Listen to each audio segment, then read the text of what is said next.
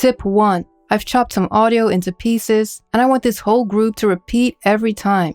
Instead of selecting them and then Option or Alt and drag to duplicate, I'm going to select them once, Control-click on Mac or right-click on PC, Events to Parts, make it bigger, and then while holding Shift, click and drag this middle handle. You can see that it makes shared copies. And now when I go in and make a change, they all change. Tip 2. If you want to adjust a fade, you don't have to go into the menu. Just double-click this top triangle and it opens up the editor. Tip 3. When you've used your cursor to find the exact spot where you want to split an event, you don't have to go to the split tool and then try to go right on top of that. Just use Option or Alt X to split out the cursor.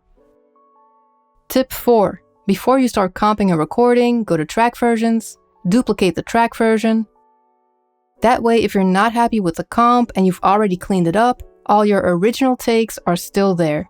Tip 5. If you want to quantize your MIDI to an audio recording that's not quantized, you don't have to go in and adjust it manually.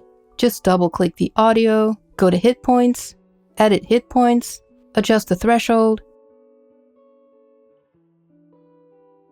If you need to add a hit point, use Option or Alt click.